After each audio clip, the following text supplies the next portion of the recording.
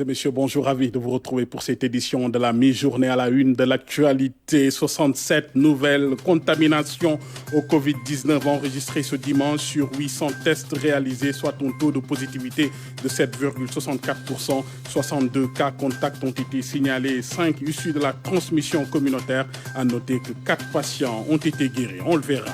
Dans l'actualité également, cette visite au pas de charge du ministre de la Santé dans les régions de Ziguinchor, Kolda, Sédhiou et Tambacounda. L'objectif est d'évaluer le dispositif de riposte dans ces régions touchées par la pandémie. Vous entendrez Abdoulaye Diouf Sarr. À suivre aussi le grand format découverte qui s'intéresse à une solution miracle venue d'une plante pas comme les autres, l'artémisia. Elle est issue de la pharmacopée traditionnelle chinoise. L'artémisia est cultivée ici au Sénégal, au parc d'Inde plus précisément. Grand format à suivre.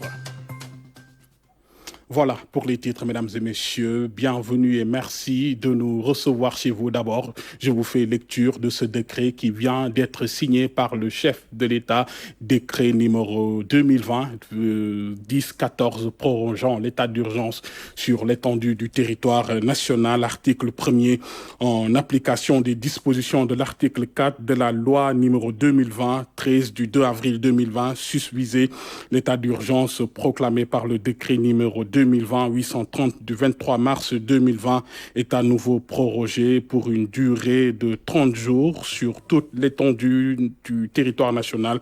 Article 2, le ministre de l'Intérieur est chargé de l'exécution du présent décret qui sera publié au journal officiel fait à Dakar le 3 mai 2020. Et je rappelle que ce présent décret sera publié au journal officiel demain, lundi 4 mai, date d'entrée en vigueur de la prorogation de l'état d'urgence pour une durée de 30 jours, donc jusqu'au 4 juin prochain.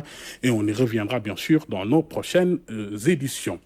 Autre titre ce matin, cet après-midi, les nouveaux chiffres du Covid-19 au Sénégal ce dimanche. 67 nouvelles infections ont été signalées sur 810 tests effectués. Il s'agit de 62 cas contacts suivis par les autorités sanitaires et 5 issus de la transmission communautaire. 4 patients ont aussi été déclarés négatifs, donc guéris. Je vous propose d'écouter le docteur Aloïse Walidjo. Ce dimanche 3 mai 2020, le ministère de la Santé et de l'Action sociale a reçu les résultats des examens virologiques ci-dessous. Sur 810 tests réalisés, 67 sont revenus positifs, soit un taux de positivité de 8,27%. Les tests positifs sont répartis comme suit.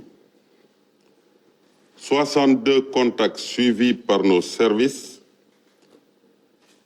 et 5 cas issus de la transmission communautaire répartis entre Yoff, 1 cas, Diamniadio, 1 cas, Thiès, 1 cas et Touba, 2 cas. 4 patients hospitalisés ont été contrôlés négatifs et déclarés guéris. 4 cas graves sont encore pris en charge dans les services de réanimation des hôpitaux de Fann et de Principal. L'état de santé des autres patients hospitalisés est stable. À ce jour, 1182 cas ont été déclarés positifs depuis le début de l'épidémie au Sénégal. 372 en sont guéris, 9 décédés, 1 évacué et donc 800 sous traitement. Le ministère de la Santé et de l'Action sociale exhorte les populations au respect strict des mesures de prévention collective et individuelle. Voilà pour le point de la situation du jour et on s'arrête justement sur le nouveau mode de prise en charge des malades du Covid-19. Il s'agit de la prise en charge extra-hospitalière, une nouvelle stratégie annoncée par le ministre de la Santé hier. On écoute Abdoulaye Diouf Sarr. Le ministère de la Santé et de l'Action sociale adapte nécessairement la stratégie de riposte à l'évolution de la pandémie, conformément aux orientations de Monsieur le Président de la République. C'est pourquoi nous avons fortement augmenté le nombre de tests de diagnostic autour des cas, renforcer nos capacités d'alerte, de détection, d'isolement, mais aussi de prise en charge. Je voudrais remercier et encourager les membres du Comité national de gestion des épidémies et du groupe opérationnel à qui je demande d'intégrer dans leur stratégie de prise en charge la prise en charge extra-hospitalière des cas asymptomatiques. La dynamique multisectorielle et multi-acteurs est un atout majeur que nous devons aussi préserver et consolider. Elle a permis cette dynamique une collaboration remarquable avec les différents acteurs de l'État, des collectivités territoriales, de la société civile et du secteur privé. Et il faut dire que la tranche d'âge 25-45 ans est la plus touchée avec un taux de contamination de plus de 42%.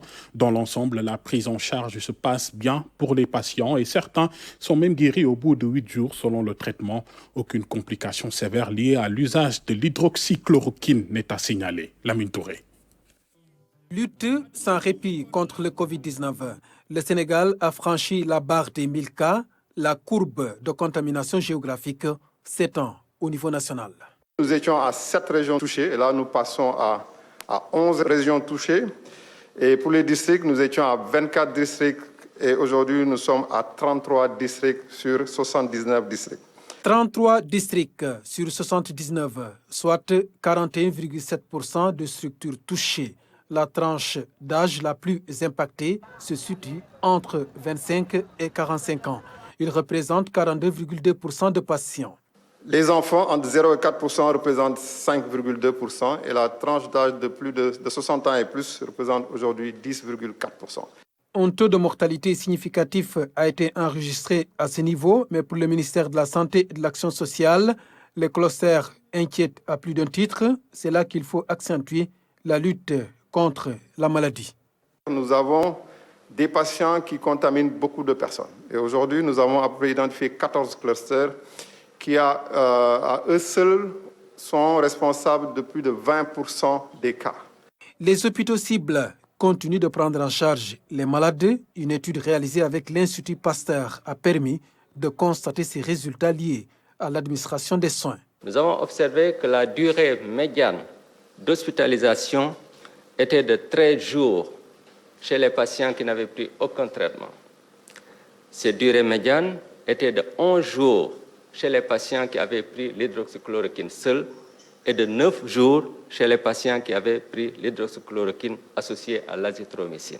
Une durée médiane aussi de 8 jours a été notée. Les patients qui avaient consulté tôt et qui avaient démarré le traitement dans les 24 heures avaient une durée médiane d'hospitalisation de 8 jours. Ces traitements ont aussi produit quelques effets secondaires. L'analyse a porté sur 362 patients. Et dans cette analyse, nous avons observé 12 cas d'effets secondaires. Au-delà de ces effets secondaires, sans conséquences majeures sur la santé des patients, le Sénégal a connu 2 cas de réinfection. Ils ont bénéficié d'une prise en charge totale. L'approche holistique doit être davantage développée pour vaincre le Covid-19. C'est la conviction des acteurs de la riposte. Face à la presse, ils sont revenus sur les rôles et les tâches assignées à leur département et les résultats jusque-là obtenus. La synthèse avec Moussa Mané. Laboratoire de référence, l'Institut Pasteur de Dakar a été très tôt sollicité lors de la détection du premier cas de coronavirus au Sénégal. Le 2 mars 2020, il confirme la présence de la maladie dans notre pays. 2 mois après, il affirme avoir effectué quelques 16 328 prélèvements sur l'ensemble des 11 régions touchées. Le laboratoire de Dakar a à ce jour testé 12 331 prélèvements. Celui de Touba, depuis le 14 mars, a eu à tester 2 341 prélèvements de 9 régions du Sénégal, Diourbel, Louga, Fatick, Kaolack, Kaffrine, Matam, Kédougou et Sédhiou. Et celui de Kolda, depuis le 9 avril, a eu à tester 1656 prélèvements pour les régions de Ziguinchor, Tambacounda, Sédhiou et Kolda. Ce qu'on peut remarquer dans cette épidémie au cours de ce deuxième mois est l'augmentation significative des nombres de tests qui a été fait, avec un pic qui a été atteint le 1er mai pour l'Institut Pasteur à Savarières, où dans la journée, 1034 cas ont été testés. Le SAMU national n'est pas en reste. Il assure la coordination avec les districts en vue du transfert et de l'hospitalisation des cas positifs. Plus de 500 transferts ont été effectués depuis le début de l'épidémie à Dakar seulement, et le reste dans les régions est fait par les districts sanitaires. Et l'autre mission, toujours dans le cadre de cette coordination et cette régulation, c'est le transfert des cas graves. Donc, en cas d'aggravation, des patients qui sont hospitalisés dans les centres de traitement. Donc, une régulation, une organisation est faite pour transférer ces cas graves vers les services de réanimation. Mais également, ces patients qui sont hospitalisés dans les centres de traitement et dans les services de réanimation, de temps en temps, ont besoin d'imagerie. Ils ont besoin également d'être dialysés. Et donc, c'est dans ce cadre-là également que le SAMU intervient pour assurer ces transferts de ces malades qui sont des malades relativement lourds. À ce jour, le nombre de cas graves pris en charge au niveau national s'élève à 23 cas. Et ceci, 18 à Dakar et 5 dans les régions. Et à ce jour, il y a 4 malades qui sont hospitalisés dans les services de réanimation, 1 à l'hôpital Fann et 3 au niveau de l'hôpital principal de Dakar. Toutefois, cette guerre contre le Covid-19 ne peut se gagner sans une approche holistique, un atout de taille pour éradiquer complètement la maladie au Sénégal. À Tambacounda, 63 cas ont été enregistrés depuis le 2 avril, date de l'apparition de la maladie. 700 prélèvements ont été réalisés et 11 malades ont été déclarés guéris. 52 cas sont actuellement sous traitement au centre agréé de l'hôpital régional de Tambacounda. Tchorodjan avec notre bureau sur place. Tout est parti du village.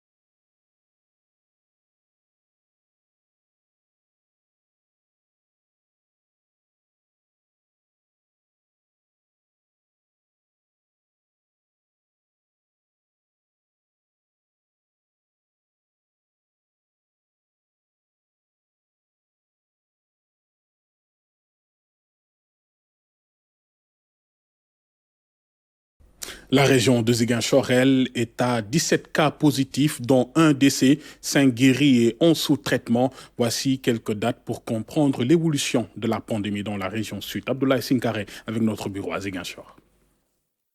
Zone touristique par excellence, avec l'aéroport du Cap Skirring qui accueille 2 vols directs par semaine, Ziguinchor était particulièrement surveillé après l'annonce du premier cas de coronavirus dans le pays. Les aéroports du Cap et de Ziguinchor ont d'ailleurs très tôt bénéficié de dispositifs de détection. Nous avons mis en place un dispositif d'alerte précoce pour que chaque fois que de besoin, que nous puissions prendre les dispositions qui s'imposent. Il ne faut pas céder à la panique ni à la psychose. Mercredi 18 mars, 360 touristes quittent le Cap Skirring à bord de 2 vols, quelques heures avant la fermeture des frontières aériennes du pays. C'est ma deuxième maison ici au Sénégal, je viens à peu près tous les 2 mois. J'ai des amis sur place, j'ai mon ami de cœur et j'ai dû le laisser au bout de 3 jours de présence. Vous imaginez que psychologiquement c'est un peu difficile. Le dimanche 22 mars, le médecin-chef de région annonce l'apparition du premier cas de Covid-19. C'est un cas qui est importé parce que le malade vient, n'est-ce pas, d'une zone qui est touchée, n'est-ce pas, par l'épidémie. Et par rapport à cela aussi, vraiment, nous avons procédé à l'investigation, n'est-ce pas, épidémiologique. Au cours du mois d'avril, alors que la région tournait autour de 10 cas, de nouvelles mesures sont prises par l'autorité pour endiguer la propagation. Les commerces non nécessaires seront fermés. Les préfets ont reçu les instructions nécessaires dans ce sens, en rapport avec les autorités territoriales, c'est-à-dire les maires et les forces de défense et de sécurité. Cette mesure sera rigoureusement appliquée dans la région. Vendredi 17 avril, la région enregistre son premier cas de décès du Covid-19 qui se trouve être le premier cas communautaire détecté 2 jours avant. Vraiment, il était un peu fatigué. Il était fatigué quand on le voyait, parce qu'il a traîné pendant longtemps avec l'affection, mais aussi il y avait d'autres problèmes qui faisaient que vraiment, dès le début, c'était un peu difficile. Et le jeudi, même, il y a eu des problèmes, ce qui a fait que nous sommes restés à l'aiguille jusqu'à presque 2 heures du matin. Donc, c'est le lendemain, aujourd'hui, vers 13h14, effectivement, que nous l'avons perdu, quoi. Ziguinchor compte à ce jour 17 cas positifs répartis dans les 3 départements. 1 décès, 5 guéris et 11 patients sous traitement.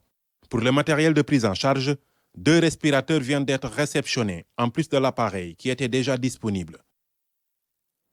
Et après Ziguinchor, cap sur Kaolack, la région compte à ce jour 6 cas avérés de Covid-19 depuis le 24 avril, date de l'apparition de la maladie.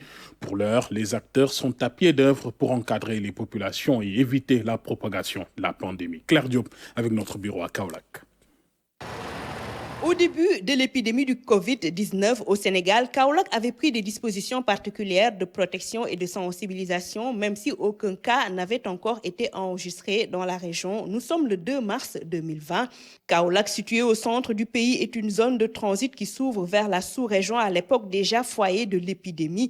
Les autorités avaient renforcé la surveillance au niveau des frontières avec des équipes médicales postées en permanence, aussi des aménagements pour parer à toute éventualité. Notamment à Kër Aïb, pour la prévention avec le lavage systématique des mains avec de l'eau et du savon, mais également l'application du thermoflash à tout voyageur entrant dans le pays. En plus de cela, nous avions mis en place une tente équipée de lits pour l'isolement d'éventuels cas suspects. Le 24 avril dernier, Kaolack enregistre son premier cas positif de Covid dans le département de Nioro. Le sujet issu de la transmission communautaire avait quitté Touba pour rallier Darussalam. La région a eu à enregistrer 50 cas suspects qui ont été prélevés. Et donc, c'est à la suite de cela qu'on a eu un cas positif au niveau de Nioro d'abord et un deuxième cas le lendemain au niveau du district de Kaolack. Nous avons eu à recenser et prélever 175 sujets contacts de ces 2 cas positifs-là. Et au total, aujourd'hui, la région est à 6 cas. Donc 2 cas communautaires plus 4 cas contacts. Les 2 premiers cas diagnostiqués sont sous traitement à Dakar. Les 4 autres sont pris en charge au niveau du centre de traitement des épidémies de l'hôpital régional de Kaolack. La recherche et le recensement des cas contacts se poursuit parce qu'à chaque fois qu'on a un cas positif, il faut retracer les personnes avec qui il a été en contact, les prélever et envoyer pour voir s'ils ne sont pas positifs, mais également les confiner. À ce jour, les habitants d'un village à Nioro sont confinés, aussi quelques 140 personnes au niveau de 4 réceptifs à Kaolack. Une cellule est mise en place pour apporter un appui psychosocial aux personnes en confinement. Ce 2 mai, une nouvelle orientation est donnée par les autorités, à savoir la recherche active des cas au niveau des registres des structures de santé publiques comme privées. L'appel est aussi lancé aux populations pour le respect strict des mesures barrières. Objectif, freiner la propagation du coronavirus. Les 2 mois de lutte contre le coronavirus leur ont également été sur le terrain économique. Il a donc fallu appuyer les entreprises en difficulté, venir en aide aux ménages vulnérables, sécuriser les emplois et assister la diaspora. Des mesures qui ont un coût. 1 000 milliards de francs CFA ont été dédiés au fonds de riposte force Covid-19. Détails et explications avec Aramdao.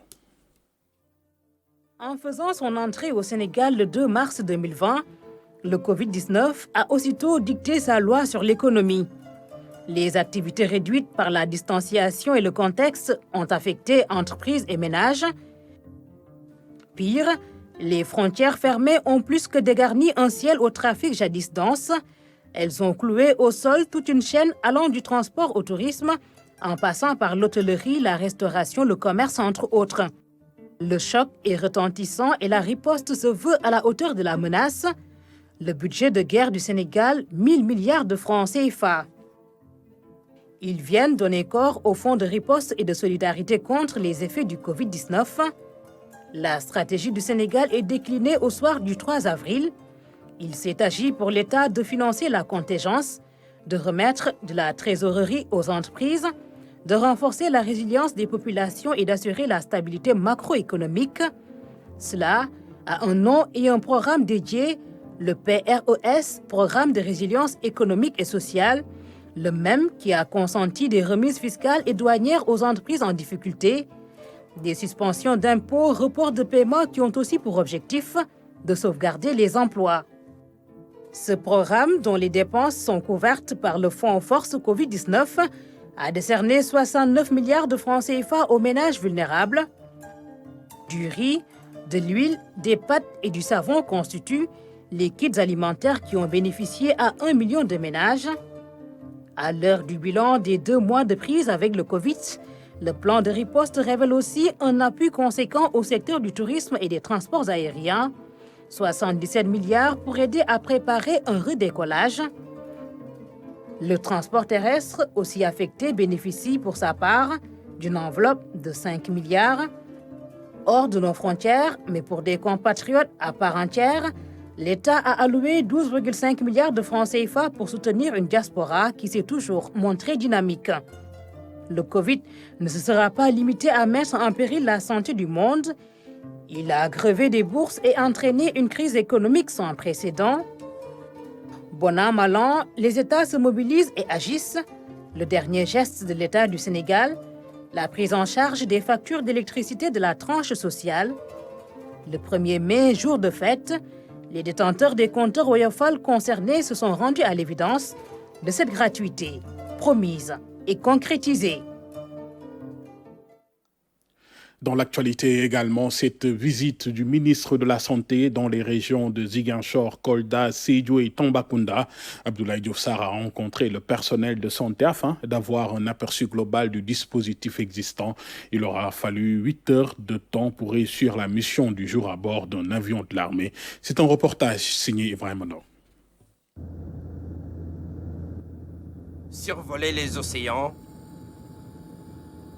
franchir les obstacles, défier les distances. À bord de cet avion militaire, le ministre de la Santé et de l'Action sociale. Code de la mission, EDR. Évaluation du dispositif de riposte. Moins d'1 heure aura suffi pour arriver à destination. Direction l'hôpital régional de Ziguinchor. Sur place, les soldats de la santé sont d'attaque. Ici, un dispositif est mis en place depuis le début de la pandémie. Après les premiers cas confirmés à Dakar, nous avons eu une chaude alerte le 4. Et cette chaude alerte nous a permis de mettre en place un comité technique dirigé par le médecin-chef de région, d'identifier déjà ce site, qui était un site qui était plus ou moins laissé à l'abandon. Il n'y avait pas de lit. Il y avait des problèmes d'électricité. Nous avons amené tout le matériel nécessaire en termes d'équipement, mais aussi en termes de moyens de plateau pour améliorer les conditions de travail. Peu de mots qui signifient beaucoup de choses. Normal, le temps presse et il faut à tout prix respecter l'agenda du jour. Kolda. À l'entrée de la ville, les mesures barrières. Lavage obligatoire des mains. S'ensuit une visite au centre hospitalier régional. Après un tour dans les différents services, les autorités sanitaires font le point de la situation. Ces derniers temps, les cas commencent à augmenter dans la région. Au départ, on n'avait que 7 malades. On semblait dire que ça se limiterait là. Mais ces derniers temps, avec la situation de Sédhiou, on a vu que d'un seul coup, il y a eu 11, et plutôt 25. Et après 9 qui sont ajoutés. Et comme nous sommes proches, et c'est bien évident que nous serons de temps en temps fournis en patients. C'est pourquoi la tutelle a tenu à faire le déplacement dans la région de Sédhiou. Sur place, un lot de matériel destiné à la riposte. Seule ombre au tableau, la capitale du Pakao manque de ressources humaines. l'équipe qui monte, c'est cette même équipe qui entre et qui est en EPI tous les jours, sans répit. Et si déjà on avait un besoin criard en ressources humaines, maintenant vient s'ajouter cette pandémie, vraiment nous avons un besoin criard en ressources humaines. Dernière étape, Tambacounda, toujours avec la même dynamique. Rencontrer le personnel de santé et évaluer le dispositif. Précision. Tamba a enregistré son premier cas depuis le 2 avril. Nous avons eu 720 contacts suivis par rapport à cette personne. Et parmi ces 720 contacts, nous avons eu à faire des prélèvements pour 694 personnes. Et on a eu un taux de positivité de 13%. Au total, nous avons eu 62 personnes qui ont été testées positives au niveau de ce département. Donc, et parmi ces 62, nous avons eu 11 guéris. Nous sommes dans un processus où l'élément le plus déterminant, c'est l'engagement et l'endurance. Il faut se projeter dans une perspective plus ou moins long terme et se dire que le combat ne sera pas facile. Par conséquent, on a besoin de l'ensemble des énergies. Mais j'ai trouvé un personnel motivé, j'ai trouvé un staff engagé, déterminé. Une détermination qui s'explique aujourd'hui par les résultats obtenus dans la région. Dans les 3 foyers recensés, les 2 ont été déjà éteints. Reste un seul, le village de Fetenyebe. Où aujourd'hui, véritablement, tous les cas proviennent de ce village. Mais néanmoins, des efforts. Beaucoup d'épidémiologistes ont été renvoyés là-bas par l'intermédiaire de nos amis d'Ikous.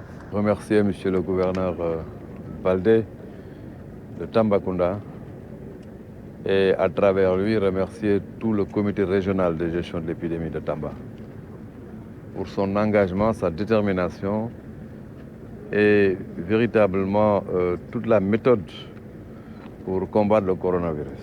Une mission est claire, pour effectuer des visites dans 4 régions et évaluer les dispositifs existants. Il aura fallu 8 heures pour accomplir la mission et retourner à Dakar, où d'autres défis sont à relever. Nous restons avec le ministre de la Santé et de l'Action sociale. Il est revenu sur les mesures particulières prises pour la région de Sédhiou. Abdoulaye Diouf Sarr a magnifié la synergie d'action et la réactivité du personnel sanitaire qui a réussi à ériger un lieu d'isolement. Je vous propose de l'écouter. Féliciter les médecins-chefs de région et l'équipe cadre de région, mais aussi les médecins-chefs de district. Fondamentalement, dire que cette lutte-là est une lutte multisectorielle. Et de ce point de vue-là, il s'agit d'une mobilisation de l'ensemble des acteurs, depuis la communauté jusqu'aux autorités administratives qui gouvernent la région. Ce que j'ai vu donc à Sédhiou me rassure. Vous l'avez dit, Sédhiou est un cas particulier parce qu'un cluster se développe et tous les jours, autour des cas que nous détectons, nous avons à chaque fois des contacts qui reviennent positifs. Ce qui veut dire que le travail doit être un travail accentué à ce niveau. Donc nous avons effectivement renforcé le centre de traitement en y envoyant ce matin une extension d'une dizaine de lits, mais aussi au plan de tout ce qui est moyen matériel, nous avons effectivement donc en cours une dotation importante qui arrive.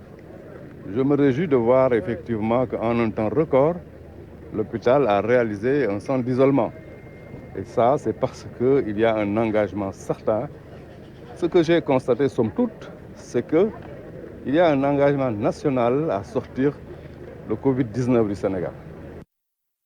Voilà, pour cette réaction du ministre de la Santé et de l'Action sociale. On en vient au grand format découverte. Il s'intéresse à une plante aux aires de fougères issue de la pharmacopée traditionnelle chinoise, l'artémisia.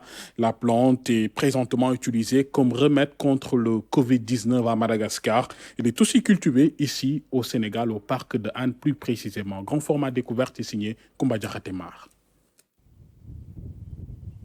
Jardin botanique du parc de Hann, l'ethnobotaniste Bachirou, très sollicité parce qu'il dispose de l'artémisia, cette plante rendue célèbre par le pouvoir que lui prêtent les Malgaches.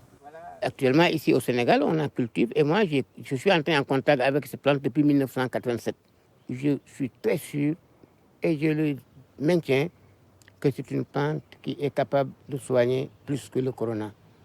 Les analyses que nous avons effectuées au niveau de Anamed, alors, a fait ressortir 245 molécules, dont la plupart est composée d'anticancers. Ils en ont isolé 2 simplement pour lutter contre les maladies palustres, que sont la dengue, la grippe, le chikungunya, le paludisme. Jadis utilisée pour le traitement du paludisme, cette plante a été découverte en Chine bien avant Jésus-Christ. Cette plante s'appelle Artemisia annua, de la famille des Astéracées, originaire de Chine, où elle a été utilisée 3000 ans avant Jésus-Christ. Les Chinois l'ont connue sous le nom vernaculaire chinois de Kenhaoshu. Kenhaoshu, si on traduit, veut dire la plante miraculeuse.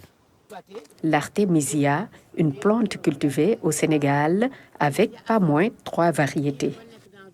Il y a l'annua, qui est cultivée à Madagascar, et on a l'afra, qui est une plante africaine, mais d'Afrique du Sud et des environs.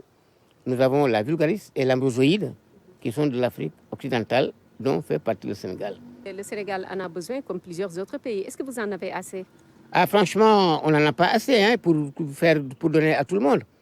La durée de vie de l'Artemisia ne dépasse pas 1 an et sa culture obéit à des conditions climatiques assez particulières.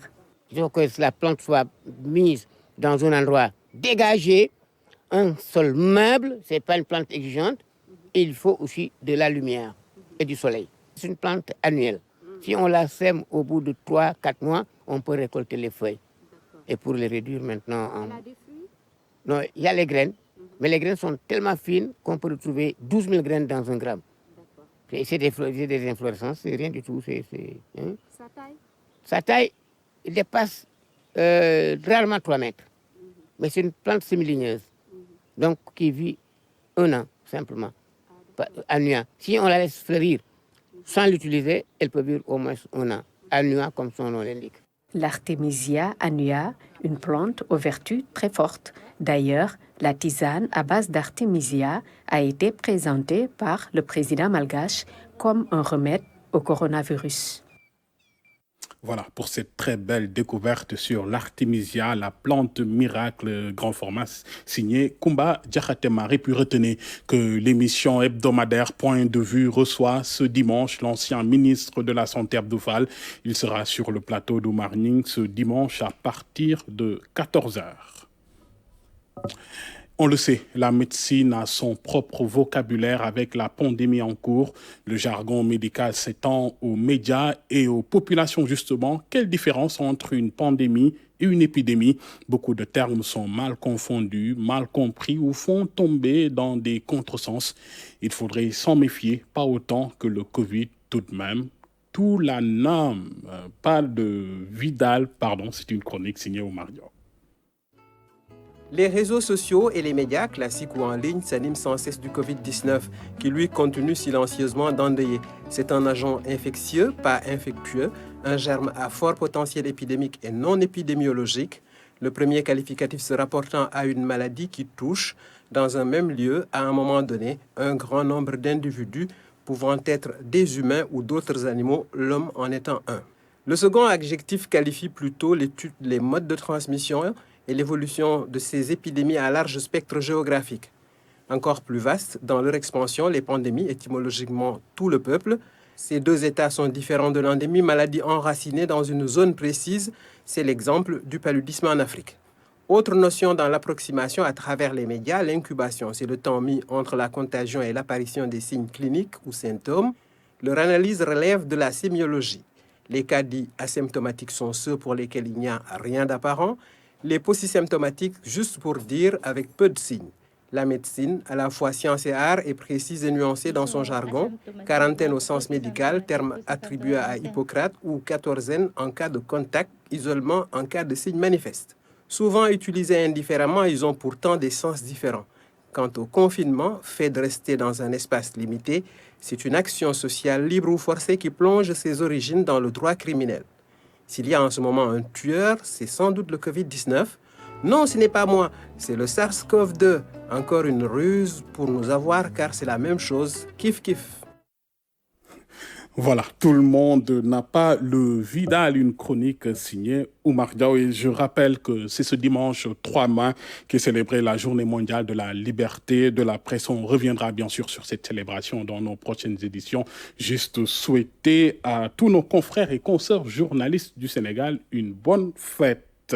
Et je rappelle l'information du jour, ce décret qui vient d'être signé par le chef de l'État, décret numéro 2020-10-14 prorogeant l'état d'urgence sur l'étendue du territoire national, article 1er, en application des dispositions de l'article 4 de la loi numéro 2020-13 du 2 avril 2020 susvisé, l'état d'urgence proclamé par le décret numéro 2020-830 du 23 mars 2020 est à nouveau prorogé pour une durée de 30 jours sur toute l'étendue du territoire national. Article 2, le ministre de l'Intérieur est chargé de l'exécution du présent décret qui sera publié au journal officiel fait à Dakar le 3 mai 2020. Ainsi va l'actualité de ce dimanche après-midi, mesdames et messieurs. Merci de nous avoir suivis. Merci de votre attention et de votre fidélité. L'information, je vous rappelle, continue sur rts.sn, sur l'application RTS et sur live.rts.sn. Je vous souhaite une très bonne après-midi et un bon appétit si vous êtes à table, bien sûr.